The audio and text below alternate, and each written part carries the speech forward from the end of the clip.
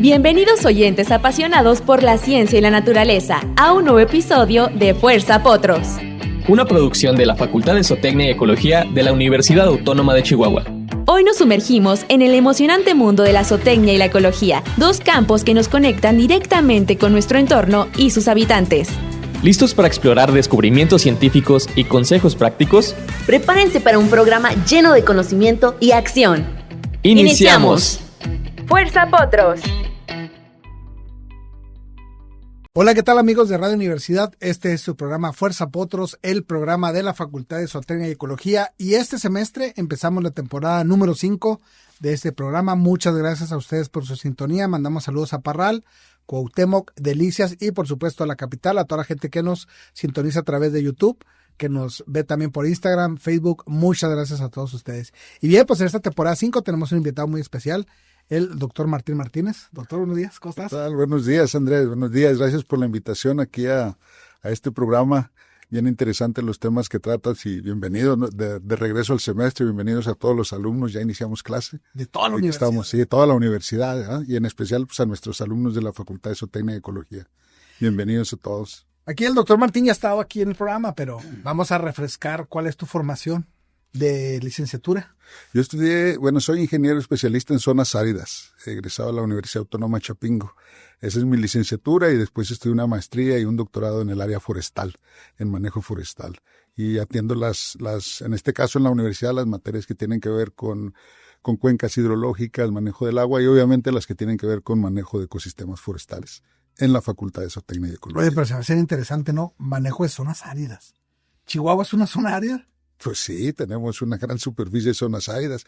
Tenemos Chihuahua 24.7 millones de hectáreas y casi 18 millones de hectáreas son zona árida y semiárida. Entonces, un vasto territorio de zonas áridas donde la sequía, pues la falta de agua o la poca agua es la que caracteriza, digamos, a esta región, ¿no?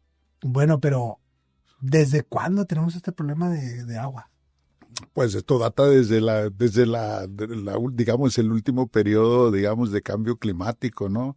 Que tiene por lo menos, pues el registro debe de andar alrededor de los 20,000 años, ¿no? O sea, el último periodo climático, pues esta zona se quedó así, o sea, es una zona, naturalmente zona seca, una zona semiárida y está en una franja, digamos, global, porque casi todas las regiones que están más o menos a la misma latitud que nuestro estado, alrededor en promedio de los 30 grados de latitud norte y también en el hemisferio sur pasa, alrededor del planeta son zonas secas, generadas por la circulación general de la atmósfera. Pero qué interesante, ¿no? Si es una zona árida, es una zona seca, tenemos muchos años que está así, ¿por qué es tan productiva la zona? Bueno, lo que pasa es que hay muchas características muy importantes. Precisamente la baja humedad relativa, de alguna manera, evita que haya muchas plagas, enfermedades, proliferación de hongos, de bacterias, etcétera. Y para la parte agrícola es algo muy bueno. Además, la parte de los suelos, la formación de los suelos es algo muy importante. La calidad de los suelos, los grandes valles que tenemos, que básicamente se formaron por sedimentos arrastrados de las partes altas de la sierra. Muy, muy particularmente interesante la composición del suelo. Y la humedad que, aunque es una humedad, digamos, estacional, y relativamente baja, pero es suficiente para el desarrollo de los cultivos.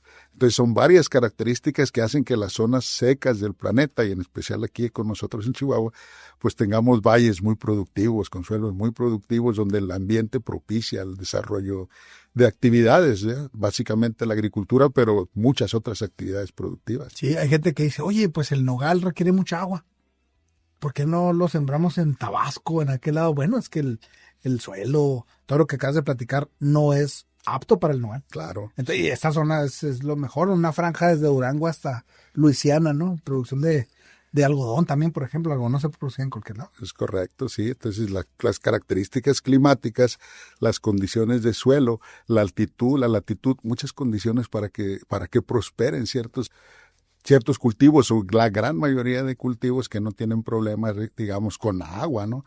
Aunque ciertamente el nogal es una zona apta para su producción. Por la parte, digamos, ambiental y de suelos, definitivamente es una planta que consume mucha agua, ¿no? Sí, bastante. O también el algodón también, o la alfalfa, o el maíz forrajero, o muchas otras especies de alta demanda hídrica. Entonces, aunque se pueden desarrollar muy bien, es muy importante hacer planeación para evitar sobreexplotación del manto freático y otras cosas, ¿verdad? Porque el nogal, digamos, la zona sí, es una zona de distribución, pero básicamente el nogal naturalmente es una especie que crece por las riberas de los ríos, ¿verdad? Sí, es ribereño. Entonces es ribereño, sí, una especie que más se puede desarrollar ahí. Sin embargo, la tenemos en las grandes planicies, alejados de las zonas, digamos, de la parte de vados y ríos y arroyos, y eso hace que, pues para sostenerla tengamos que utilizar láminas de riego bastante altas. Y bueno, lo que pasa es que en la vegetación ribereña tenemos el álamo, por ejemplo, ¿no? Uh-huh. Que siempre va a estar en los ríos, pero pues no le podemos sacar provecho productivo que genera dinero, ¿no? A diferencia de... Claro. Tiene otros, nos da otras... tiene otro valor ecosistémico, ¿no? Por supuesto. Un nogal, un llorón, o sea, en la parte de... Por supuesto, sí, como una parte en la parte de fruticultura, ¿no? O la producción de nuez se ha convertido en uno de los, o creo que en el primer lugar tenemos en Chihuahua, ¿no? La producción de nuez. Es una actividad productiva que tiene impacto muy fuerte en la parte económica y en la parte social, ¿no? Por toda la gente que también trabaja en este tipo de producción. Pero bueno, hay que hacer balances en este tipo, ¿no? Hasta dónde y cómo llevar los sistemas de producción para optimizar básicamente el agua, porque pues estamos en una región donde la precipitación no nos da para compensar la cantidad de agua que la atmósfera le exige al ambiente a través de la evapotranspiración, ¿no? Uh-huh. Pero bueno, decimos, tenemos problemas de agua. Y hay gente que dice, es que yo abro la llave de mi casa y tengo agua. ¿Dónde está el problema? O sea, hay gente que no lo visualiza, ¿no? Que no lo dimensiona, más bien, no dimensiona el problema real que tenemos de agua. Porque dice la gente, es que no llueve. Y cuando llueve, se recarga. Adiós la sequía. El mes pasado llovió y empezó a llover mucho. Y la gente dice, ya se acabó la sequía. Y yo, espérate, ¿hace cuánto? Hace 5 años llovió más o menos parecido, hace 10 años más o menos. Las lluvias de julio son completamente similares a las de 1994. Así, la misma cantidad. Entonces decimos, bueno, es cíclico. Esto de las lluvias, a veces llueve, a veces no. Y cuando llueve más, ¿qué tenemos que hacer? Pues sí, bueno, la lluvia es una lluvia, aparte de que sí es cíclica, acuérdate que hay eventos que a veces son extraordinarios, tanto en exceso como en déficit, ¿verdad? Y obviamente a veces no tenemos como mucha claridad en términos de la sequía, porque además el término de sequía pues tiene varios conceptos, ¿verdad? Uh-huh. Está la sequía, por ejemplo, meteorológica, que creo que es la que todo el mundo sentimos así como que de inmediato, que es cuando la precipitación es menor, digamos, al comportamiento de la precipitación normal. ¿Qué es normal? Tenemos que tomar por lo menos un periodo de 30 años de evaluar cómo se comporta la precipitación para decir, extraer un comportamiento normal de la precipitación. Si la precipitación está por abajo de esa normal, entonces tenemos una sequía meteorológica. Simplemente es una anomalía, ¿verdad? Pero cuando tenemos un nivel de sequía que va un poco más allá, que tenemos una sequía, digamos, hidrológica, en la que los cuerpos de agua ya no tienen suficiente agua, o ya no te llega agua a la llave, o no tenemos suficiente agua en los embalses o en los ríos, ya es una sequía en la que es más prolongada aún y que está generando poco escurrimiento, y por lo tanto pues ya tenemos problemas, ¿no? Que van más allá, que luego nos van a derivar tal vez en una sequía agrícola, por ejemplo, uh-huh, donde ya no hay suficiente agua para poder establecer los ciclos agrícolas o la producción. Y después vendrá una sequía tal vez económica o socioeconómica, donde ya las cosas que te llegan a la mesa son más caras, porque el producirlas pues es más complicado y hay que traerlas desde otros lados, o es más caro poder producirlas, etcétera, ¿no? Entonces hay diferentes niveles niveles de sequía o conceptos de sequía, ¿no? Como sí, ¿no? Y pues nos vamos mucho siempre a hablar de la parte productiva, porque pues estamos inmersos en que necesitamos comer, pero a veces no vemos la parte natural, por ejemplo, del bosque, o la parte natural de la sierra, donde los animales también necesitan, los animales naturales, los silvestres, necesitan agua de una u otra forma. Claro, claro. Y ahí entramos a hablar, por ejemplo, de la sequía edáfica. Cuando el suelo ya no retiene la suficiente cantidad de humedad o no tiene la suficiente cantidad de humedad para poder sostener a la vegetación que está sobre los ecosistemas. Y entonces tenemos mortalidad de algunas especies nativas, que las especies nativas o todas las especies que viven en el ecosistema, pues son silvestres, digámoslo así, y tienen sus mecanismos de adaptación a la sequía, que básicamente toleran la sequía, escapan a ella, o fisiológicamente las plantas han adaptado ciertos patrones dentro de su misma fisiología que evitan que el déficit de agua las mate o haya una mortalidad por déficit de agua. Pero cuando ya hay una sequía edáfica, ya los patrones de adaptación a la sequía de las plantas parecen ya no funcionar. Entonces ahí es cuando pasa eso que dices, que bueno, ya afecta a los bosques, no nada más que tengamos los bosques o cualquier otro ecosistema, no solamente que tengamos, digamos, mucho material combustible y situaciones que nos pueden provocar incendios, sino que las plantas mismas pues no tienen suficiente humedad del suelo, no existe humedad suficiente para que las plantas pues puedan realizar sus funciones metabólicas, ¿no? Y la pérdida de especies de plantas, de flora, provoca también de fauna, ¿no? Claro. Los herbívoros sobre todo, Pues por supuesto, y todo el sistema, porque acuérdate que hay una cadena trófica, ¿no? Y están las plantas, las conocemos como los organismos autótrofos, las plantas que transforman la luz y los minerales del agua, que están en el suelo y el agua en biomasa o en hojas, y que los animales se van a empezar a alimentar de ahí, pero de ahí se desprende toda la cadena, ¿no? Entonces, si falta alimento para alguna especie, pues esa especie va a reducir sus poblaciones y esa especie a su vez es alimento necesario para otra especie y para otra, y entonces se altera realmente la estructura de los ecosistemas y por lo tanto pues la función, porque después de eso vienen las funciones de los ecosistemas, ¿no? Y obviamente pasa eso que comentas, ¿verdad? Que se pone en riesgo obviamente también los animales, la fauna silvestre. Desde el hecho de que no hay agua en los lugares donde toman agua los animales, pues hay estrés, ¿no? Hay mortalidad y reducción de las poblaciones y todo eso. Pero, por ejemplo, otra gente dice hay abundancia de agua. Bueno. ¿Se fue la sequía o no se fue la sequía? Bueno, lo que pasa es que depende de la perspectiva, ¿verdad? Desde la cual se esté viendo. Si tenemos, por ejemplo, perforaciones y estamos extrayendo agua y decimos que en el manto freático el agua que está allá en el subsuelo es suficiente para ciertas actividades, podríamos decir que hay abundancia de agua, ¿verdad? El agua en sí es el agua que, si la podemos, a veces hacemos esos comentarios, que es el agua que existe en nuestro planeta, ¿verdad? Y que no se va, o sea, casi que no se va a evaporar o no se va a ir fuera del planeta como tal, pero en este caso estamos viendo la sequía, la vamos a relacionar más con la presencia o no de humedad en cierta región y su distribución, ¿verdad? En el espacio. En ese caso, si estamos abajo de la normal de humedad, pues obviamente hay una escasez de agua, y si estamos extrayendo más agua de la que recargamos, pues también vamos a tener una escasez de agua o una disminución en el manto freático. Y tal vez no la percibimos, porque como dices, tenemos agua en la casa y no la percibimos, pero en realidad si nosotros pudiéramos observar un poquito más allá, podemos darnos cuenta cuando tenemos una sequía. Creo que, por ejemplo, acá en esta región, en el norte de nuestro país y especialmente en Chihuahua, todo el mundo nos dimos cuenta alarmantemente de lo que pasó los 2 años pasados. Sí. Y estábamos así, ya que llueva, ¿verdad?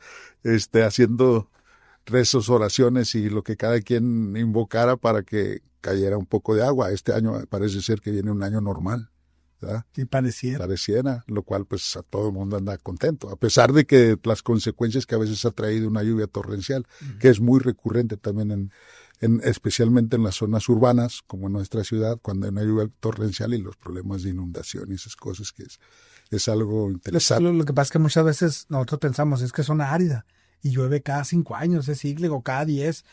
Vamos a construir aquí en el cerca del arroyo, acabo ni llueve tanto y resulta que viene eso que comentas de lo atípico, ¿no? De repente va a caer una cae la lluvia en una sola parte, ¿no? En el norte, en el sur. Chihuahua parece que es un municipio chiquito, pero no, está bien grande. A veces llueve en el norte y en el sur, ¿no?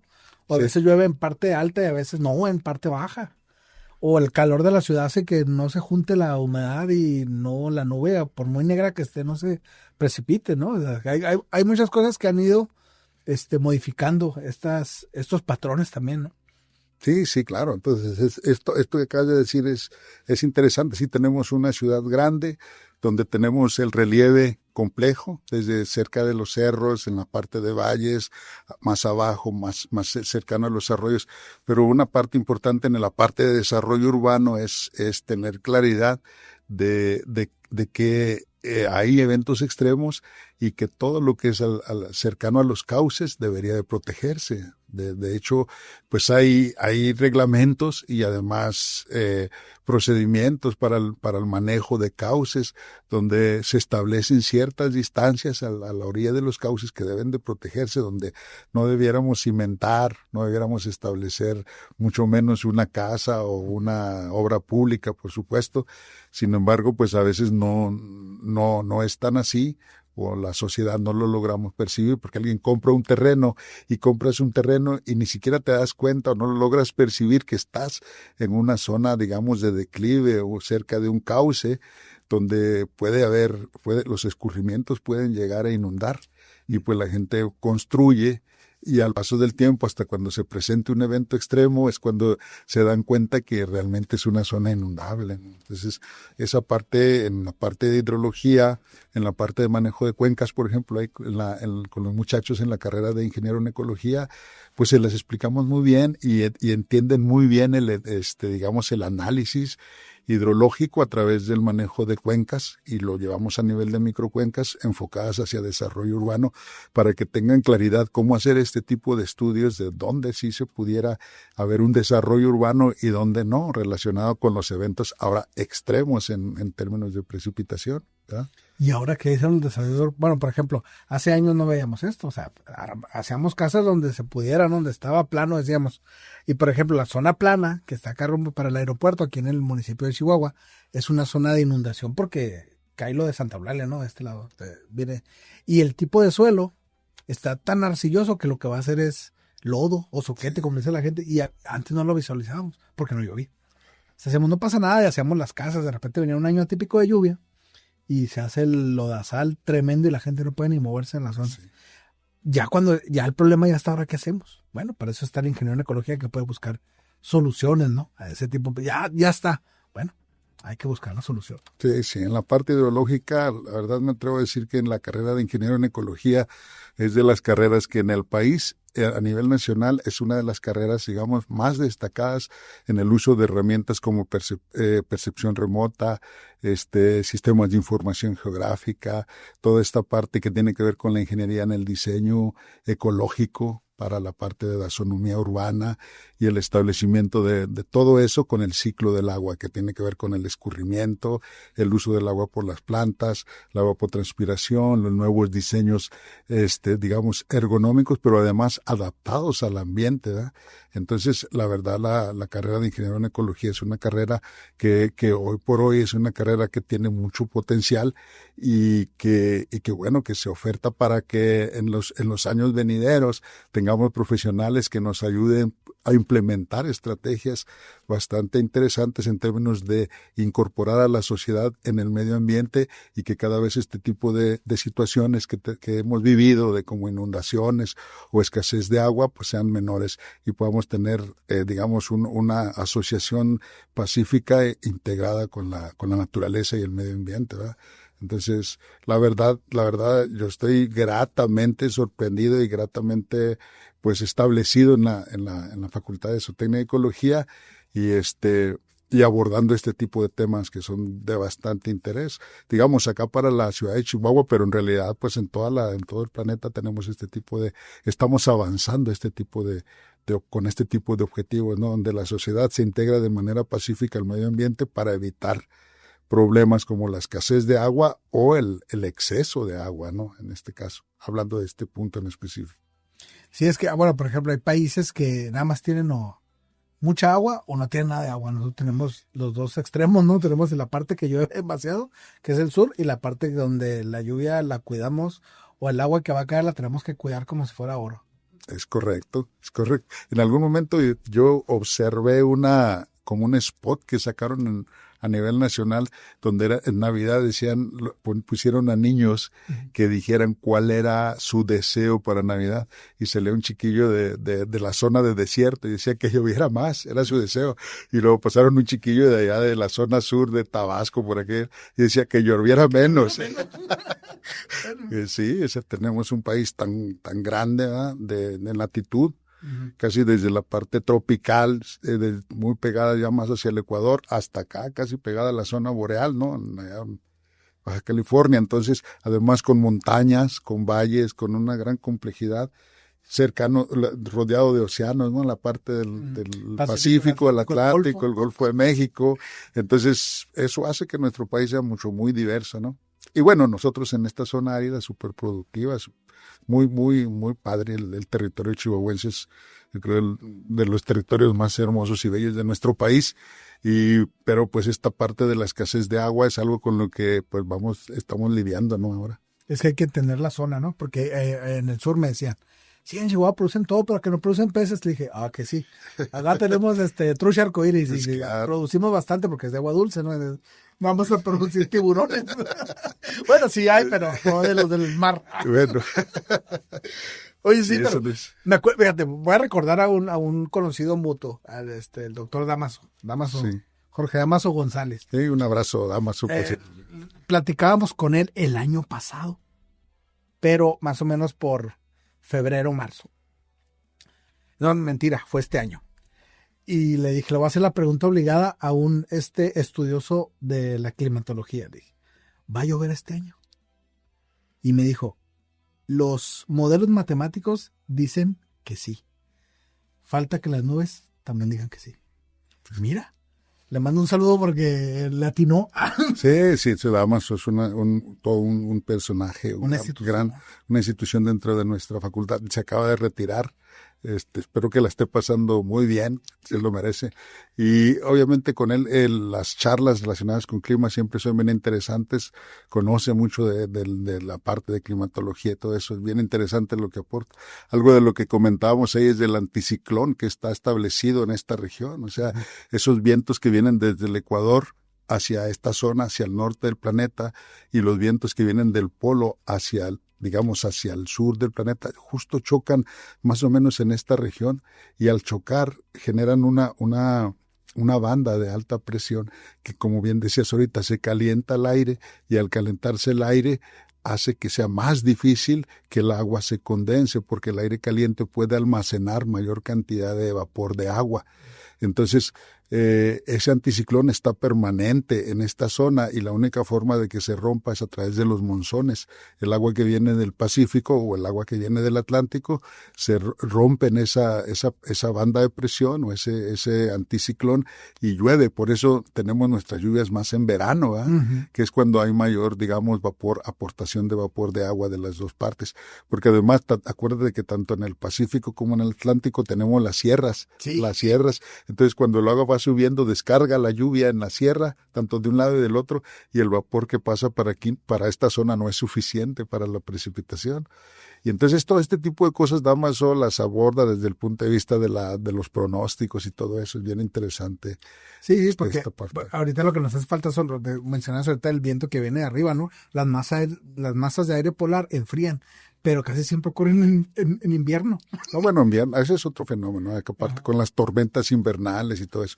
Básicamente nosotros como que estamos esperanzados a que haya un huracán, ya sea en el Pacífico, en el Atlántico. Sí, para que suba. O sea, sí, nos aviente agua para acá, o las tormentas invernales para que haya nieve, ¿no? En esta zona. Pero en realidad lo que sí tenemos son temperaturas muy altas en el verano, sí, y temperaturas muy bajas en el invierno. Pero este verano no ha estado tan intenso, ¿no? Por esto mismo de los monzones. Exacto. Aparentemente pues hemos tenido temperaturas no muy elevadas. Y afortunadamente, pues por el año que parece ser normal en cuanto a precipitación, o que en agosto los pronósticos que hace el INIFAB o la Conagua, pues indican que vamos a tener al menos 175 milímetros de precipitación en este mes, lo cual es bueno. Ya nada más queda la mitad del mes, lo cual quiere decir que probablemente va a llover. Llueva todo en un día, ¿no? No, fíjate, yo recuerdo mucho a mi abuelo. Él decía, la temporada de lluvias termina el 16 de septiembre. Es el último día de lluvia que tenemos del verano. Y curiosamente, entre el 14, 15 y 16 cae una lluvia. Bueno. No sé si sea la última, pero siempre cae lluvia. La gente que va acá a Santa Eulalia a festejar el 15 de septiembre se queja siempre de eso. ¿De la lluvia? Yo siempre llueve cuando están dando el grito ahí. Mira, esto no pues son cosas curiosas que pasan, ¿no? Sí, y que mucha esperemos gente... que este año disfruten bien su grito. Que les llueva todo en este mes. No, es que voy a que antes la gente observaba mucho, ¿no? Observaba y decía, va a pasar esto por la misma observación. Ahora la ciencia nos ha ayudado a que seamos más precisos, ¿no? Y que podamos predecir a lo mejor escenarios hasta en años siguientes, porque antes lo podemos predecir a lo mejor en unas horas. Va a llover porque estoy observando que se está formando una nube de lluvia, etcétera, ¿no? Y ahora es lo que aprende un estudiante, ¿no? En la ingeniería, por ejemplo, a ser más crítico, a poder dar inferencias con base a datos. Uh-huh.